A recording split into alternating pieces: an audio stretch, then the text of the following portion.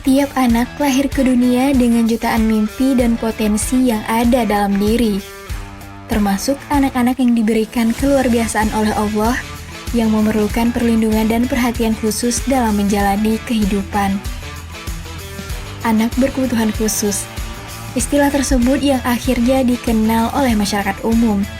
Istilah tersebut mungkin tidak asing lagi di telinga kita, namun sampai saat ini masih memerlukan pemahaman mendalam tentangnya, termasuk cara berinteraksi dengan anak berkebutuhan khusus di tengah masyarakat dengan kondisi yang sedikit berbeda dengan anak-anak lainnya.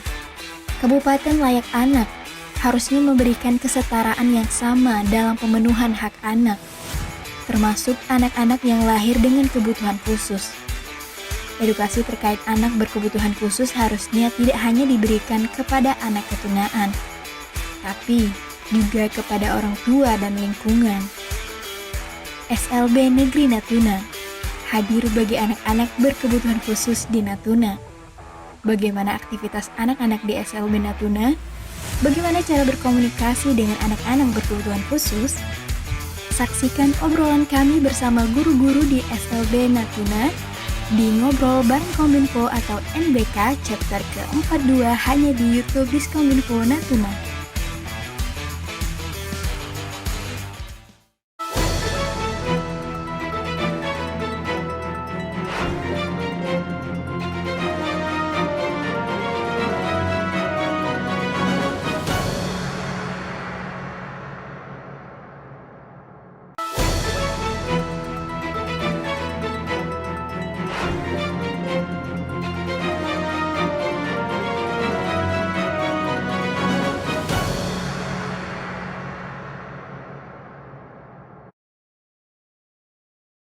Assalamualaikum warahmatullahi wabarakatuh. Selamat pagi Sobat Kom, jumpa lagi bersama kami Diskominfo Natuna, tentunya dalam program kesayangan kita yaitu NBK Ngobrol Bareng Kominfo.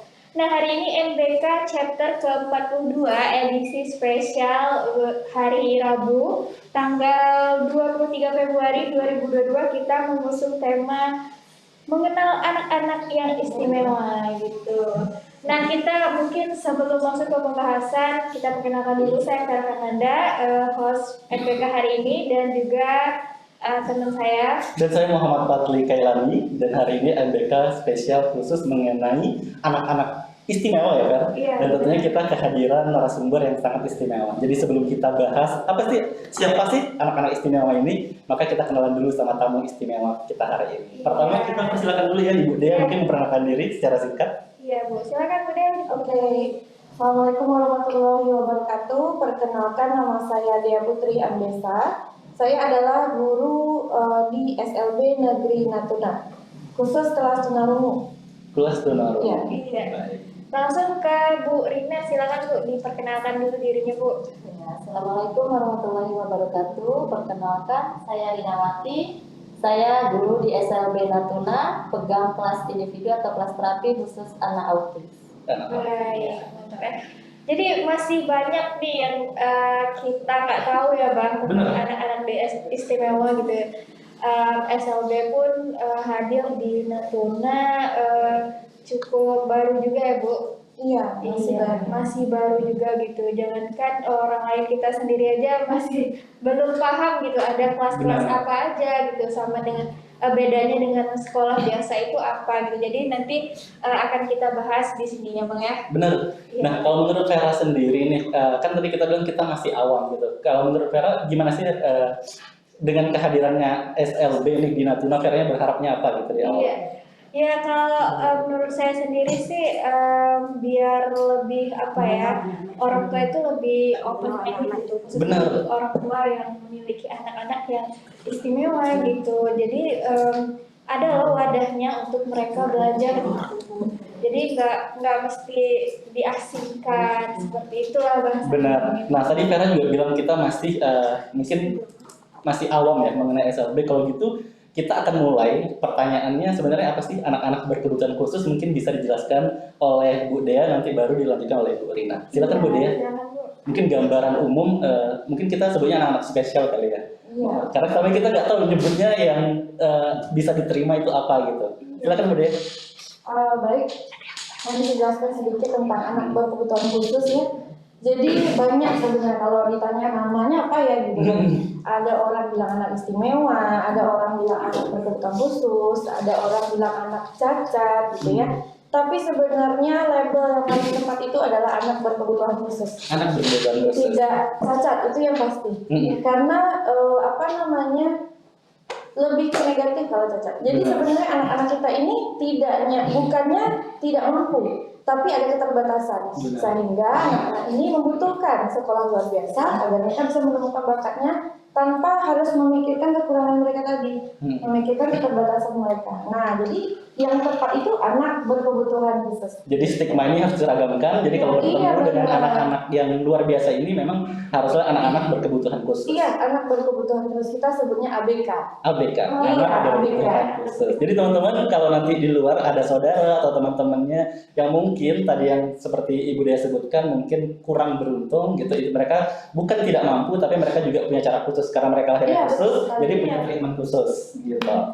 Boleh kalau untuk Bu Rina ada yang mungkin mau disampaikan, ada tambahan masih tentang anak berkebutuhan khusus.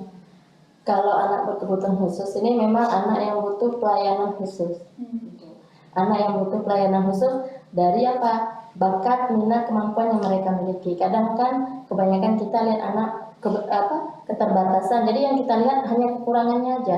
Padahal anak berkebutuhan khusus ini punya kemampuan, punya ada skill yang bisa kita gali.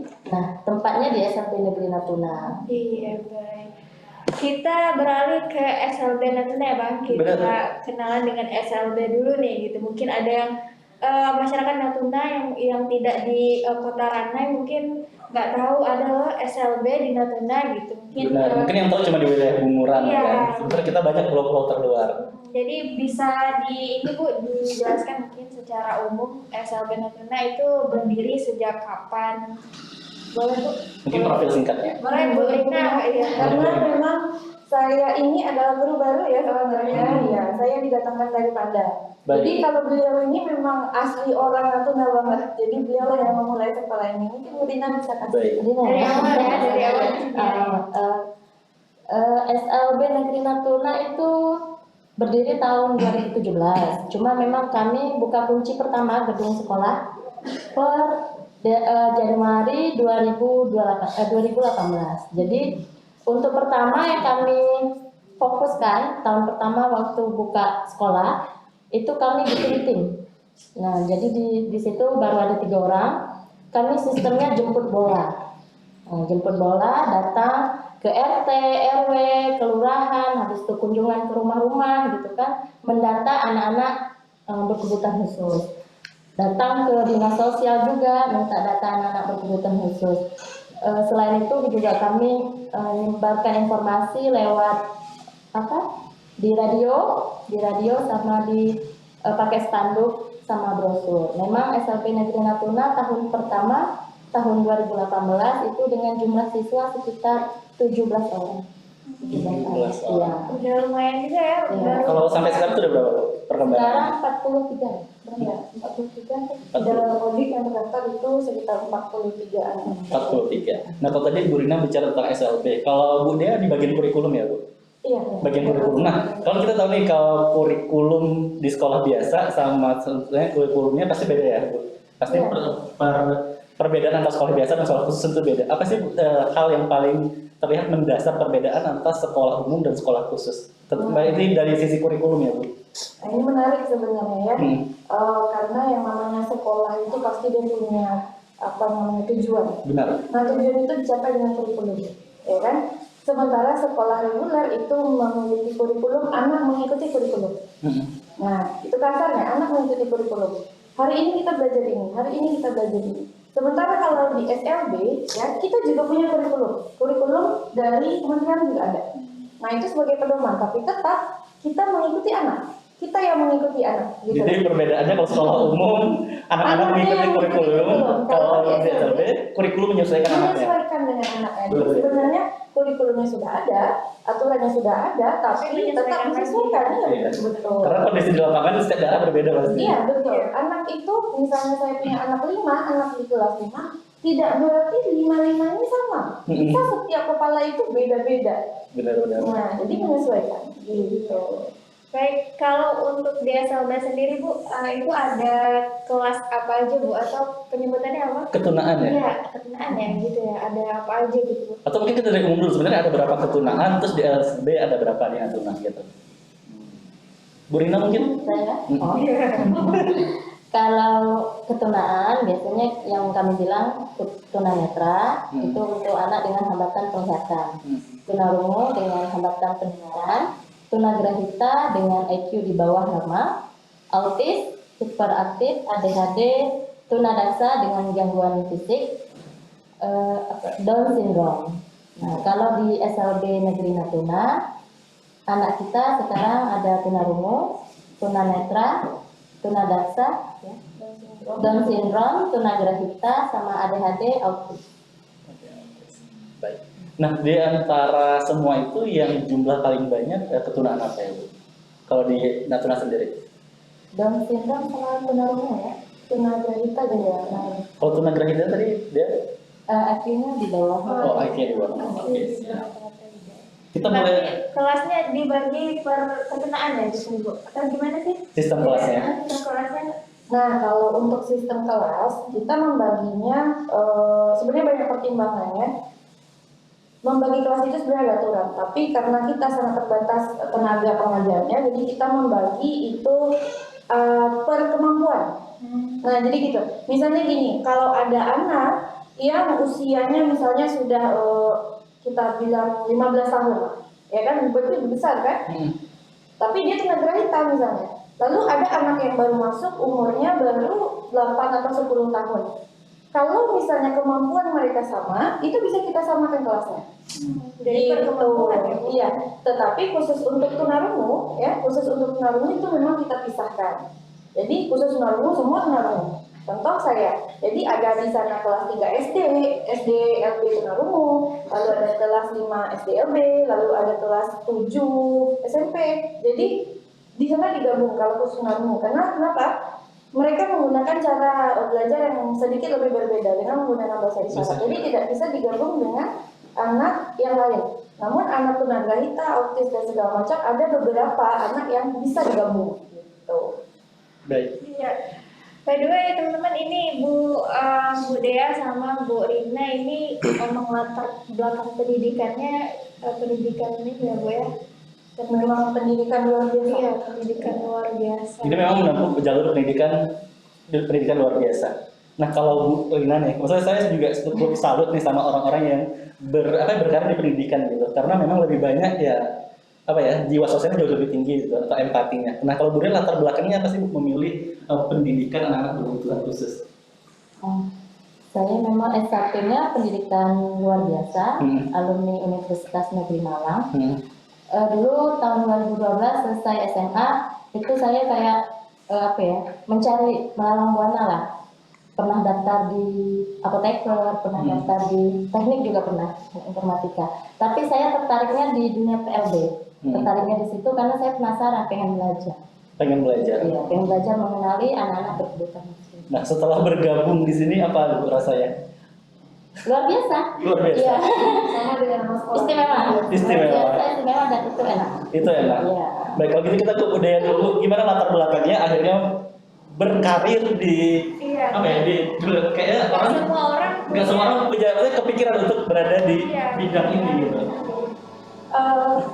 Saya sebenarnya malah tidak ada tidak ada keluarga, tidak ada orang sekitar yang mengenal dengan pendidikan luar biasa. Jadi saya itu backgroundnya akuntansi sebenarnya. Iya, akuntansi. Dulu SMK akuntansi ya, SMA-nya. Lalu pas mau masuk kuliah, saya berusaha untuk menemukan siapa saya gitu kan. Iya, jadi saya ingin mencari pekerjaan yang bermanfaat dunia akhirat, itu udah pasti. Lalu ternyata saya temukan bahwa diri saya ini ternyata suka dengan anak-anak berkebutuhan khusus. Saya orangnya tidak jijikan ya, mohon maaf. Saya tidak kan ada beberapa orang yang agak pilih-pilih pekerjaan, saya tidak. Jadi saya merasa bakat saya ini bisa mendapatkan pekerjaan yang bermanfaat bagi anak-anak berkebutuhan khusus, karena itu langka. Kenapa tidak? Jadi saya ambillah kuliah pendidikan luar biasa di Universitas Negeri Padang. Lalu pada akhirnya tahun 2020 saya ditugaskan di sini. Alhamdulillah, dan itu sangat menyenangkan sekali sebenarnya. Kalau dari stigma keluarga, orang tua tentang pekerjaan itu gimana, Bu? Sangat mendukung. Sangat mendukung. Iya, karena bekerja di lingkungan anak-anak berkebutuhan khusus itu, kalau orang-orang tahu itu pasti kayak notisnya, apa tuh kok bisa sih gitu kan? Jadi Makanya. tertarik gitu loh, senang. Senang. Memang saya sangat senang berhubungan dengan anak-anak gitu. Apalagi kalau nanti misalnya ketemu anak-anak berkebutuhan khusus, nah mereka itu sangat-sangat lucu, sangat-sangat menghibur gitu loh. Jadi itu yang mendorong untuk Iya, berkarya di menyenangkan. Jadi Menyenangkan. bekerja menyenangkan gitu. bekerja dan menyenangkan. Kalau Bu Rina, gimana sih stigma keluarga Bu, ataupun orang tua dengan keputusan Ibu memilih di bidang pendidikan dan anak-anak berkebutuhan khusus? Iya, kalau keluarga mendukung. Yang penting maksudnya kita menjalani pekerjaan itu enak gitu. Mendukung kalau orang tua. Sangat mendukung. Baik. Baik. Nah, untuk udah berapa tahun menjalani pekerjaan seperti ini ya Bu ya? Bu Rina udah dari awal, Bu Dea termasuk baru di sini, atau kemarin udah pernah kerja di tempat lain juga? Atau- SLB juga? Sudah. Jadi sebelum saya datang ke sini itu saya honorer di Padang. Ada salah satu SLB swasta di Kota Payakumbuh. Jadi sudah lebih kurang hampir 3 tahun saya di sana honor, baru saya datang ke sini. Baik, kita seru sekali, tidak terasa dari 15 menit pertama, tapi sayangnya kita harus iklan dulu dan kita akan kembali setelah iklan yang satu ini, tetap di Ngobrol bareng Kominfo, chapter ke-42, Ngobrol bareng Anak Istimewa.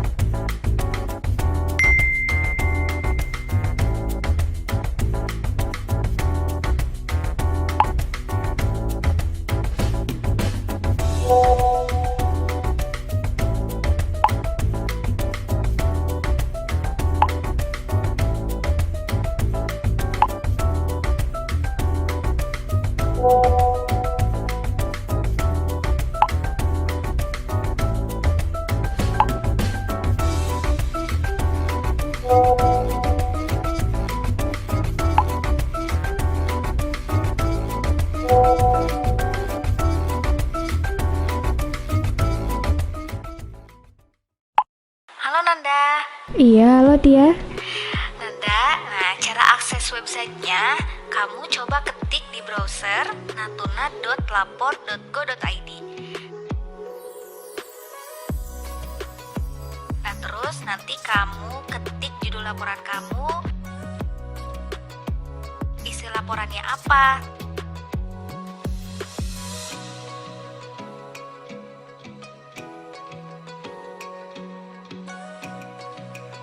tanggal kejadian, lokasi kejadian, dan jangan lupa instansi tujuan. Terus kamu pilih kategorinya, terus kirim deh. Lah, kan aku nggak bisa akses website. Oh iya ya, jangan khawatir, kamu juga bisa lapor lewat SMS kok. Tapi kamu pulsanya ada kan? Ya punya lah, tapi gimana sih caranya kalau SMS? Tenang, selain lapor di website dan aplikasi, bisa pakai SMS juga. Nah, formatnya Natuna spasi isi laporan kamu, terus kirim ke 1708. Oh gitu, makasih ya Tia penjelasannya. Semoga bisa sampai ke instansi terkait. Oke, kirim aja file tugas kamu ke aku ya. Nanti aku bantu upload deh. Oke, makasih banyak Tia. Iya, sama-sama Nanda. Layanan pengaduan dibuat untuk menampung laporan-laporan terkait instansi pemerintah. Selain SMS dan website, bisa juga lapor di aplikasi dan Twitter. Lapor ini sudah ditetapkan sebagai Sistem Pengelolaan Pengaduan Pelayanan Publik Nasional atau yang disingkat dengan SP4N berdasarkan Peraturan Presiden Nomor 76 Tahun 2013 dan Peraturan Menteri Pendayagunaan Aparatur Negara dan Reformasi Birokrasi Nomor 3 Tahun 2015.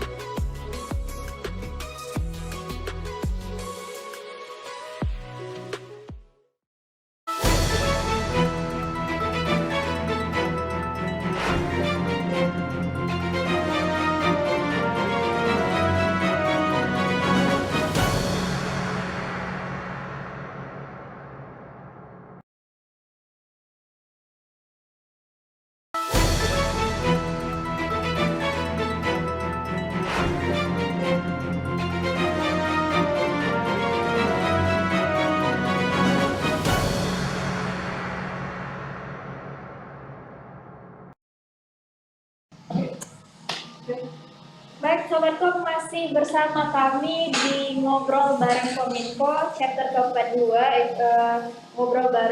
ngobrol tentang anak-anak istimewa atau anak-anak berkebutuhan khusus di SLB Negeri Natuna. Dan tadi kita udah ngobrol banyak ya, Ter, bagaimana kemudian pemilihan kata anak-anak berkebutuhan khusus, bagaimana kemudian ketunaan itu ada ragam macamnya, dan selanjutnya kita akan bahas bagaimana penanganannya. Seandainya ada orang tua yang spesial, lahir dengan anak yang spesial, dan apa sih harus dilakukan untuk menempuh jalur pendidikan. Ini kita ke budaya dulu nih. Mungkin di sekolah nggak ada edukasinya, seandainya kita punya anak berkebutuhan khusus, apa sih hal pertama yang harus dilakukan, Bu? Nah, ya. Ini informasi yang sangat penting harus disampaikan. Benar. Karena gini, banyak orang tua ya yang ada yang tidak menerima, dia sudah tahu anak ini memiliki ciri-ciri anak berkebutuhan khusus, tapi dia tidak mau menyekolahkan di SLB. Ya, ada juga ya malah tidak tahu. Nah, jadi anak ini ya dari lahir, dari kecil itu sudah menampakkan bagaimana anak itu berkebutuhan khusus atau tidak. Contoh misalnya dari hal kecil, anak kita masih bayi, saat kita panggil, saat kita mainkan kerincing-kerincing, dia tidak menoleh. Nah, itu bisa jadi dia mengalami, dia tidak dengar. Bisa jadi memang dia memiliki keautisan dan segala macamnya. Itu harus disadari oleh orang tua. Begitupun di tahap perkembangan anak itu sampai dia memasuki usia sekolah. Jadi orang tua harus sadar, kok anak saya nggak noleh ya? Kok anak saya terlambat berbicara ya? Kan udah ada kan anak yang umur segini dia udah bisa baba-baba, tata-tata gitu kan, ngomong. Nah, ada yang terlambat. Nah, ini kita harus paham. Kalau misalnya terjadi seperti itu di anak-anak kita, boleh kita konsultasi ke yang pertama ke dokter, ya kan? Atau telinga dia itu ada masalah. Lalu boleh ke psikolog, bisa juga. Nah, jadi banyak yang bisa ditempuh oleh orang tua. Bisa juga ke SLB. Bisa. Nah, jadi misalnya anak bapak ibu ini, saya merasakan anak saya ini kok agak aneh ya, nggak noleh saat dipanggil. Boleh. Bapak ibu ini boleh membawa anaknya ke sekolah kita untuk diasesmen. Nah, jadi ada ya asesmen untuk anak-anak berkebutuhan khusus. Itu yang melaksanakannya adalah guru-guru PLD ini. Nah, jadi kami nanti akan mengasesmen bekerjasama dengan psikolog dan dokter menentukan ternyata anaknya begini dan begini. Dia membutuhkan pelayanan seperti ini. Nah, itu dari asesmen di SLB itu. Jadi dari kecil itu sudah nampak sebenarnya. Iya, Bu. Jadi Bu, misalnya nih orang tua udah tahu dari kecil, terus udah tahu sejak kecil, itu mungkin bisa ini nggak Bu, ada terapinya atau gimana kalau itu? Nah, itu bagi Bu Rina. Dan memang Bu Rina ini guru terapinya gitu. Iya, boleh Bu Rina. Kalau untuk autis memang lebih dini lebih baik di terapi. Cuma kan kalau di Natuna kan terbatas. Nah, biasanya ada pengalaman orang tua juga bawa anaknya keluar dari Natuna di Batam atau di Tanjung Pinang. Itu pelayanan untuk anak autis terapinya lebih bagus. Kalau untuk tunarungu memang ada terapi bina diri, irama dan persepsi. Itu untuk tunarungu.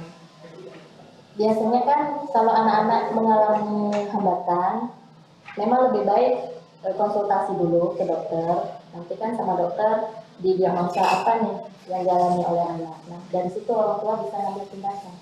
Kadang-kadang orang tua udah tahu anaknya mengalami hambatan, entah ngomongnya terlambat, entah kalau orang tua cuek, gitu. nggak tidur lah anaknya dengan ketunanetra, ya. Jadi lebih baik secepat mungkin, sedini mungkin dilihat perkembangan anaknya.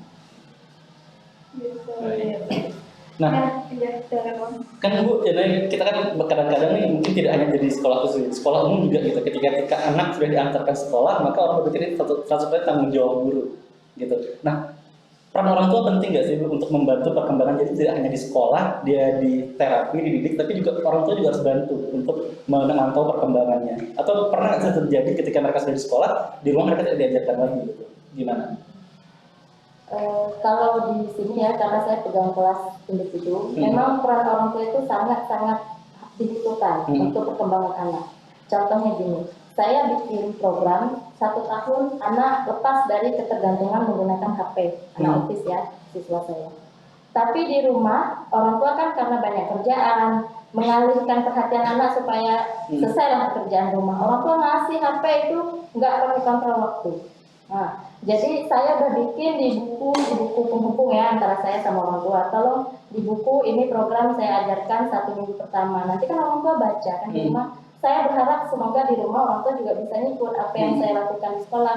Kadang-kadang nggak sinkron, nggak ketemu. Jadi di sekolah saya batasi anak menggunakan HP, di rumah lost sama orang tua. Begitu. Iya. Jadi memang komunikasi antara orang tua juga penting. Penting. Nah Bu Dea, kalau di kurikulum ada nggak sih edukasi untuk orang tua gitu tentang bagaimana cara, maksudnya harus relate nih, sejalan antara program sekolah, tentu juga harus berkelanjutan di rumah, begitu. Nah, iya. Kalau di sekolah memang yang tadi Bu Dea bilang, kita ada buku penghubung namanya. Buku penghubung. Seberapa penting peran orang tua itu sangat penting kalau di SLB. Karena belajarnya anak SLB, apa yang dilakukan sekolah harus dilakukan di rumah. Nah, apalagi untuk anak autis. Nah, kenapa? Karena dia harus continue begitu. Jadi apa yang dia lakukan di sekolah, itu yang dilakukan di rumah. Kalau misalnya kami di sekolah mengajarkan makan dengan sendok, di rumah harus makan dengan sendok juga. Bukan berarti kita merubah kebiasaan, tidak, tapi itu untuk dia konsisten dengan pikirannya bahwa makan begini gitu loh. Itu yang harus dilakukan oleh orang tua, dan itu kami koordinasi terus setiap hari dengan buku penghubung agar apa yang kami lakukan di sekolah tersampaikan kepada orang tua, sehingga orang tua dapat membaca buku tersebut bahwa tadi di sekolah dia melaksanakan ini, dan dia di rumah harus melaksanakan hal yang sama, sehingga tidak hilang kebiasaan yang dia lakukan di sekolah tadi. Itu makanya penting banget kerjasama kita, guru dan orang tua. Iya. Bu Rina kan tadi di awal bilang kalau di SLB ini jemput bola istilahnya ya Bu ya, ke rumah-rumah mendata anak-anak yang berkebutuhan khusus gitu untuk disekolahkan di sini. Nah, sejauh menjalankan jemput bola tersebut Bu, mungkin ada ketemu nggak sih pengalaman sama orang tua yang mungkin menolak mungkin. Iya gitu Bu. Pengalaman tidak enak ya, kita bisa katakan gitu. Bisa diceritakan sekalian di edukasi gitu Bu, orang tua yang seperti itu gitu. Pernah tahun pertama waktu 2018 kan, tahun-tahun awal merintis SLB Negeri Natuna. Jadi kami memang fokusnya area Ranai Kota aja dulu, di area Bunguran kan, maksudnya di area Bunguran Timur gitu. Jadi masih area Ranai Kota nih yang kami data. Memang kebanyakan kami mendatakan dapat datanya dari RT, dari RW, dari kelurahan, dari dinas sosial. Jadi kami datangi ke rumah.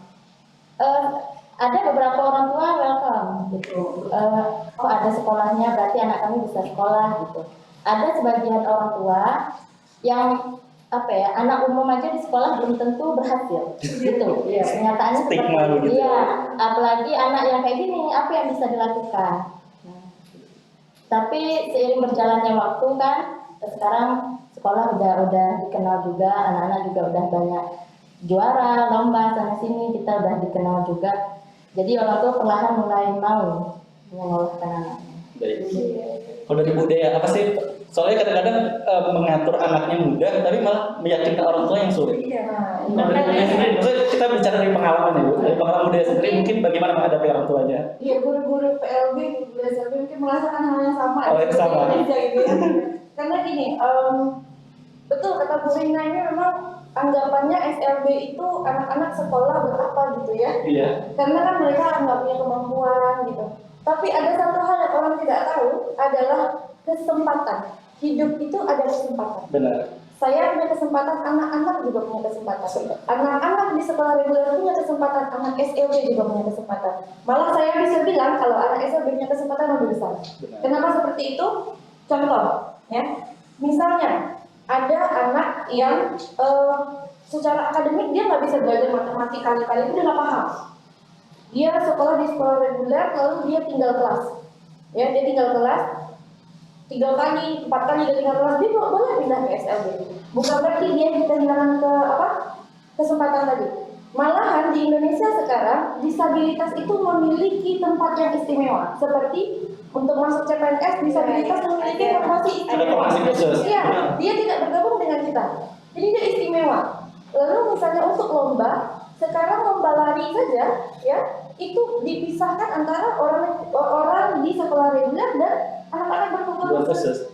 sehingga kesempatan itu lebih besar. Kalau misalnya di sekolah reguler, anak yang ikut lomba bisa satu kabupaten itu 20 orang. Di Kabupaten Natuna, kalau anak saya ada, cuma dia 1 orang. Dia bisa langsung bersaing ke provinsi. Benar. Jadi kesempatan itu sebenarnya lebih besar. Jadi Iya. bagaimana kemudian orang tua, anak-anak melihat ini bukan dari kekurangannya, tapi bagaimana kesempatan jauh lebih besar. Kesempatannya lebih Jadi besar. harus paradigma orang tuanya harus berubah, mindset harus berubah kalau segala sesuatu yang punya kesempatan jauh Satu lebih hal besar. lagi bahwa pintar itu tidak harus selalu dari nilai rapor. Benar. Ya, pintar itu bukan dia matik-matiknya dia tak mengerti dengan perkayaan. Tidak.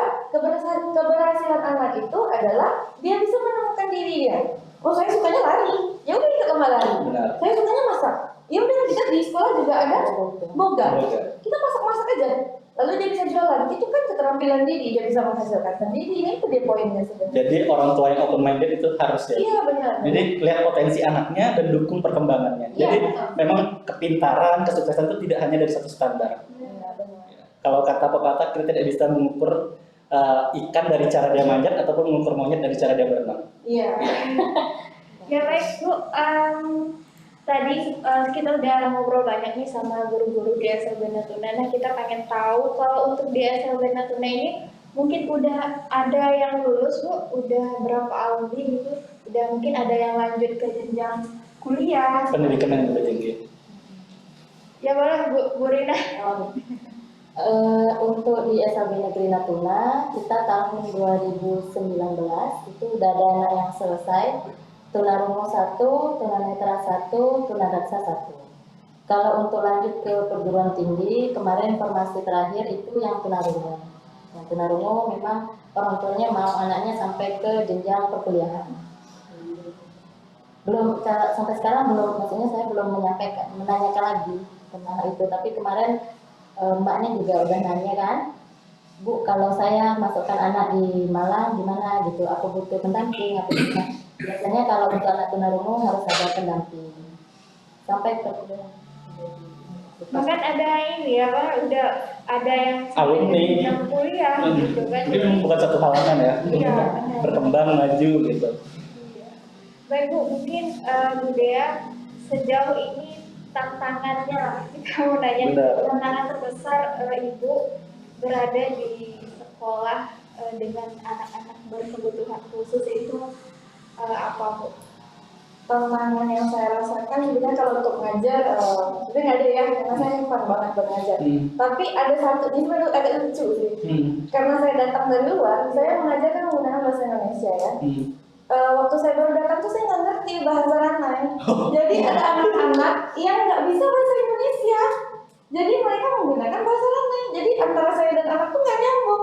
Saya ngomong bahasa Indonesia dia nggak ngerti, beliau ngomongnya pakai bahasa Ranai saya nggak ngerti. Sehingga memang di sekolah harus diwajibkan berbahasa Indonesia. Itu salah satu kendala saya. Tapi sekarang sih udah mengenal saya apa itu DIC, DHAL itu saya udah tahu gitu. Udah paham ya Bu? Udah paham. Kalau Bu Rina gimana kan gini, nggak semua orang punya apa ya kesabaran gitu kan. Kalau Benar. kita menghadapi anak-anak di sekolah yang reguler aja itu macam-macam tingkahnya gitu ya. Kalau di sini gimana Bu? Apa sih yang menguatkan Ibu gitu untuk tetap apa ya enjoy gitu ngajar anak-anak ya dengan segala tingkahnya gitu. dengan ya benar tadi kebutuhan khusus berarti treatmentnya beda Iya, gitu. treatmentnya khusus gitu. Gimana tuh Bu? Jadi guru PLB itu yang pertama kali mental kita. Kan? Mental kita sudah gitu. Terharu ya. Boleh mungkin sekalian pengalaman yang berkesan Bu, karena kita pas nyampe sini kita juga langsung merinding ya Bel. Iya. Melihat aduh gimana ya perasaan gurunya setiap hari gitu. Emang belum pernah Bu, baru sekali. Iya. Dan ini satu-satunya di Natuna gitu. Iya, satu-satunya di Kabupaten Natuna. Ya aku kalau cerita lah. Nggak apa-apa Bu, cerita ngobrol bareng Kominfo. Iya. Ada tisu nggak? Susu ambil di kotak, Apa ya? dalam kotakku ya. Itu di kantong.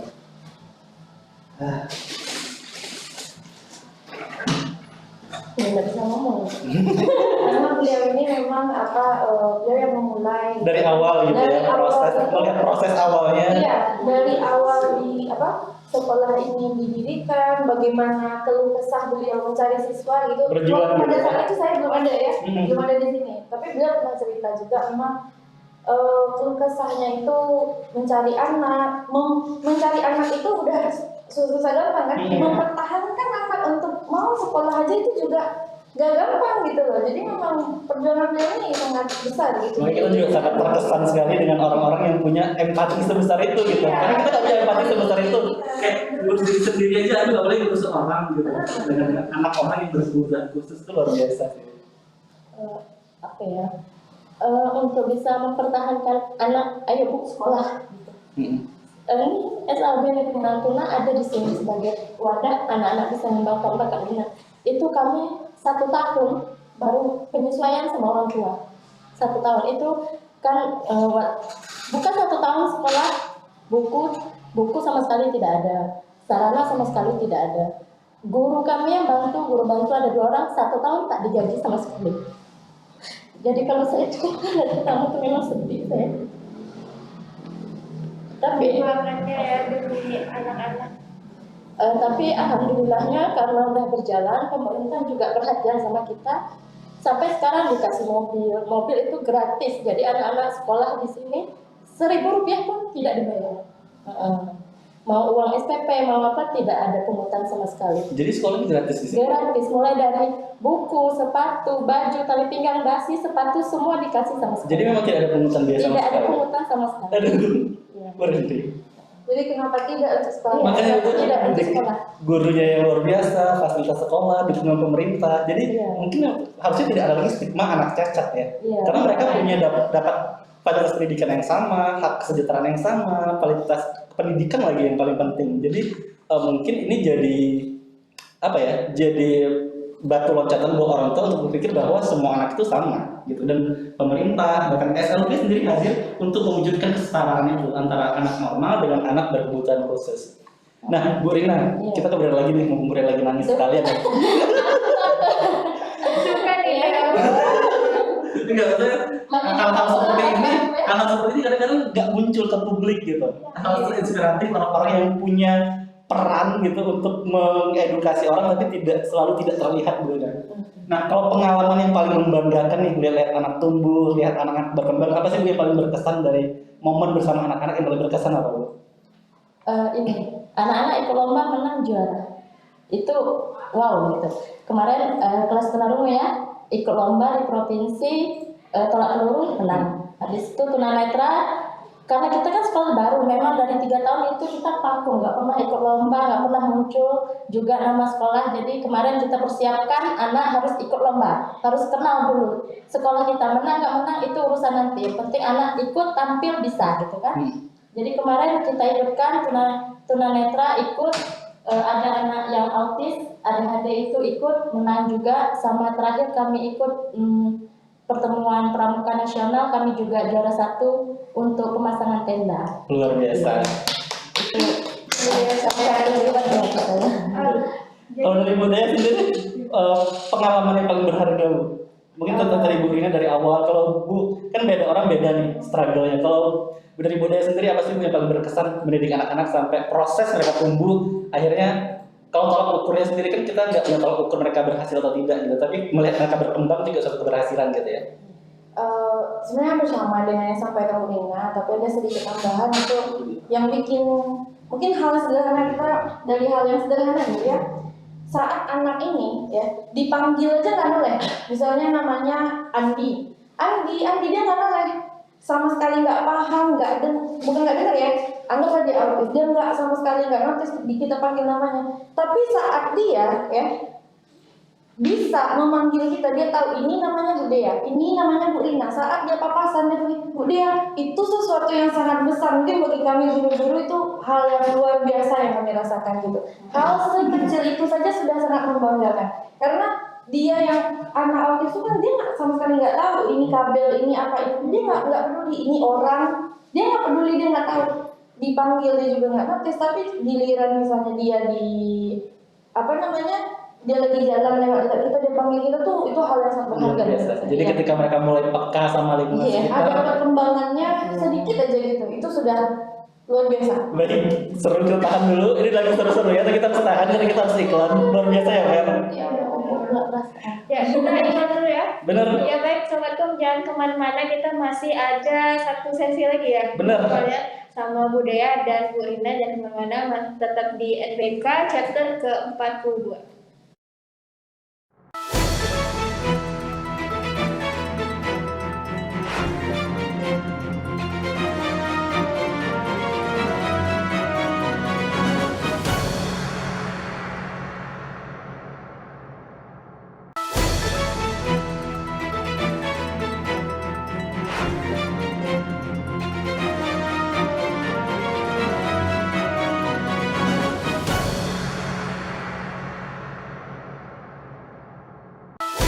Halo Sobatkom, saya Trisnan Saputra, Kabid Pengelolaan Informasi dan Komunikasi Publik, Dinas Komunikasi dan Informatika Kabupaten Natuna. Ingin mengimbau masyarakat Natuna untuk melawan hoax. Langkah-langkah yang bisa kita lakukan adalah hati-hati dengan judul provokatif. Identifikasi terlebih dahulu berita atau informasi yang kalian dapatkan. Cermati alamat situs.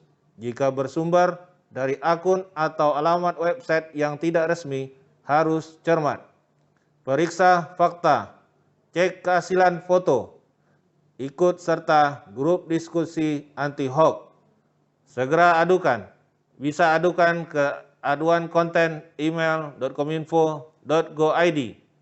Jika terjadi di media sosial, baik Facebook, Twitter, Instagram, dan lain-lain, bisa fitur report di media sosialnya. Salam internet sehat, masyarakat pintar.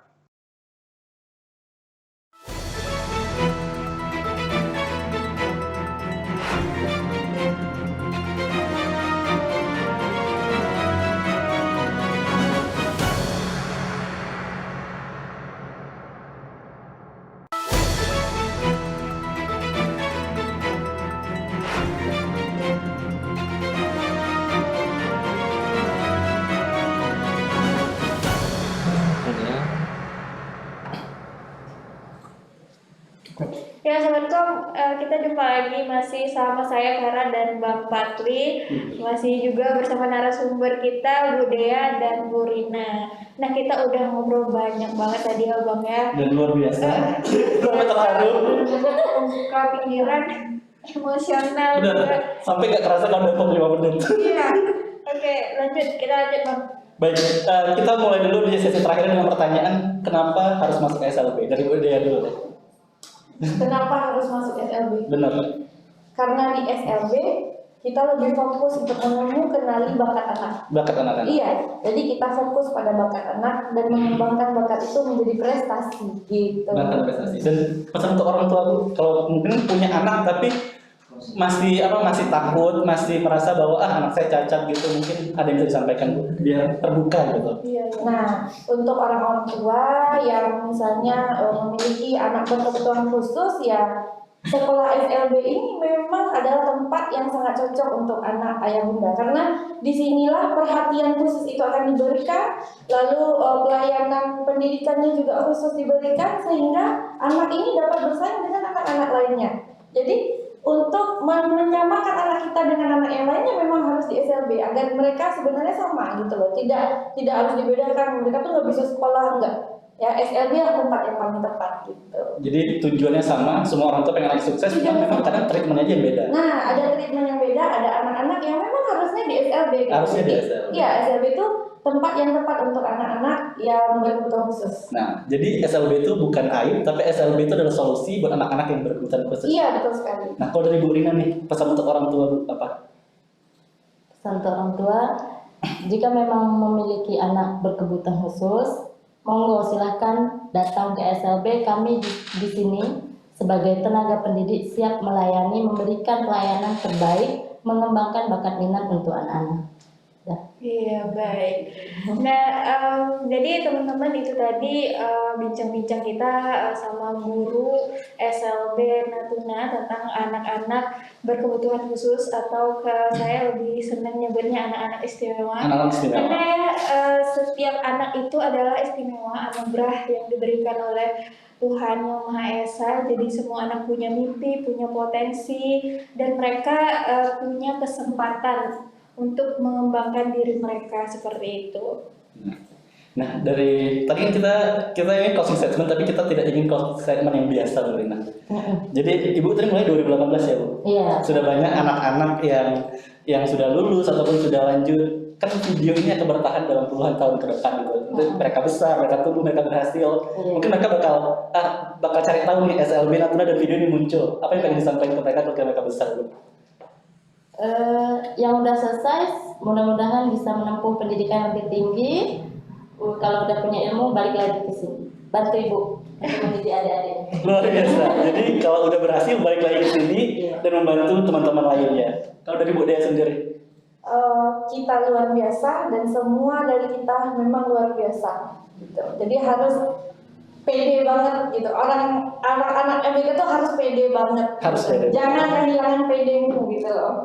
Oh iya, baik teman-teman, itu tadi obrolan kita cukup menarik dan berkesan ya Bang ya. Luar biasa. Untuk diri sendiri, untuk kami tim pun baru pertama kali Benar. ke SLB, mengenal ternyata banyak jenis ketunaan di sini, dan Perjuangannya luar biasa. iya, perjuangan dari awalnya ya Bang ya. 3 kali lipat dari sekolah reguler. Ya, Bu. Mengharukan. Benar-benar. Mungkin kemudian dulu deh, kalau makanya anak-anak punya kebutuhan khusus pengen masuk ke SLB, mungkin kontak personnya atau caranya gimana? Boleh langsung datang ke SLB. Iya. Alamatnya di mana, Bu? Alamatnya di Jalan Sihotan, Ranai. Ini Bunguran Timur. Iya. Ranai Kota, Bunguran Jadi Timur. boleh langsung datang ke sekolah kita. Kalau kontak person atau sosial media ada mungkin? Di Instagram kita ada SLB Negeri Natuna. SLB Negeri Natuna. Ya, baik. Jadi untuk ayah bunda misalnya ingin menyekolahkan anaknya di sini bisa langsung ke SLB, atau kalau ingin mengetahui informasi bisa kontak ke medsosnya SLB Natuna ya. Seperti itu. Baik, mungkin ada tambahan closing statement Ibu Rina atau Bu Dea terakhir sebelum kita tutup. Bu Rina mungkin ada tambahan? Mungkin ada yang masih ingin disampaikan? Sudah, Bu Dea? Cukup ya. Cukup, baik. Terima kasih Bu Rina, Bu Dea, luar biasa hari ini, dan akhirnya kita sampai. Tidak ternyata udah 1 jam ya, Fer? Iya.